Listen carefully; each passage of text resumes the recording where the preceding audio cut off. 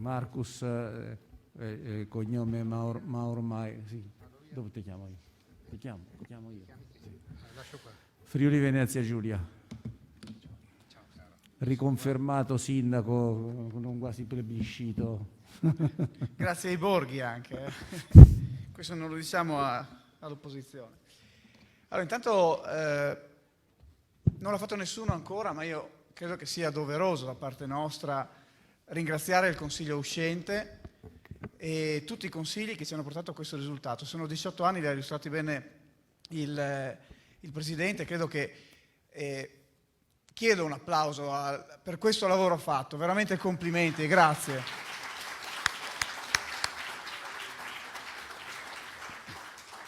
E questo lo dico perché il Presidente nella sua relazione introduttiva ha parlato di 3 parole che sono nel nostro brand, che sono Borghi, Belli, Italia. Ma il più l'ha messo proprio il lavoro del club e su questo va sottolineato e messo in evidenza perché siamo una gran bella realtà e questa gran bella realtà, mi spiace che sia andato via l'onorevole Bianco, purtroppo questa è una cattiva abitudine della politica di venire all'inizio e poi andare via, perché forse sentire tutto quello che è il mondo che noi rappresentiamo in questo caso meriterebbe una presenza continuativa.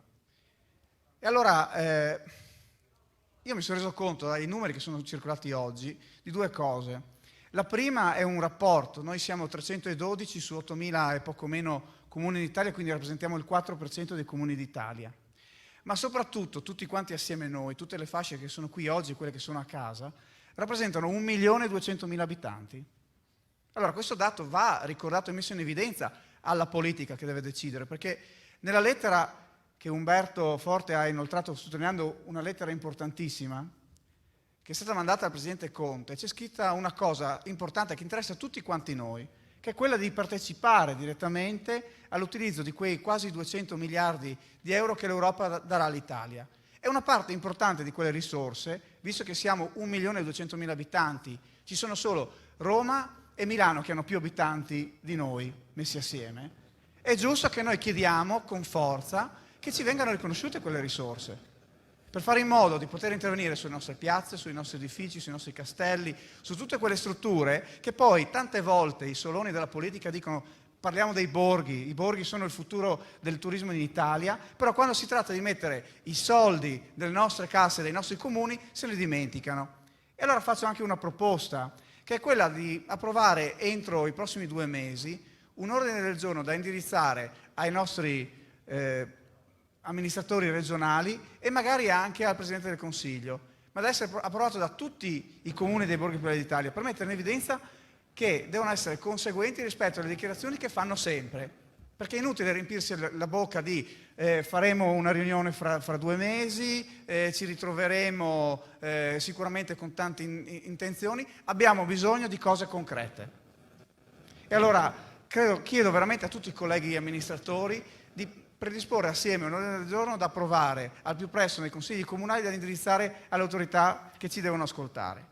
E poi l'altro aspetto, l'ho già detto altre volte e lo continuerò a dire, se la nostra azione porterà a casa delle risorse, quelle risorse dovranno essere spendibili velocemente e questo mi spiace che non ci sia più l'ANCI. L'ANCI deve fare una battaglia per garantirci la possibilità di essere di nuovo quello che siamo, cioè gente eletta dalla popolazione per poter amministrare e non essere quelli che dipendono dai funzionari dei propri comuni, perché noi non decidiamo più.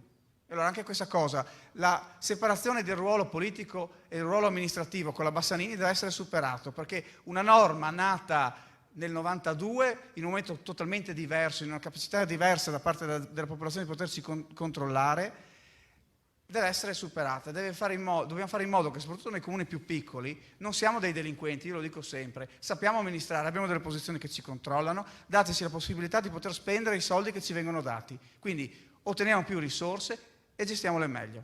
Grazie. Grazie. Quindi c'è una proposta che io trasformerei in questo modo, cioè l'Assemblea dà mandato al prossimo Consiglio direttivo di predisporre un ordine del giorno sulla scorta della lettera che io ho scritto al Presidente del Consiglio da poi mandare a tutti i comuni per essere approvato nei consigli comunali. Ho capito bene, Marcus? Siete d'accordo? Va bene, perfetto.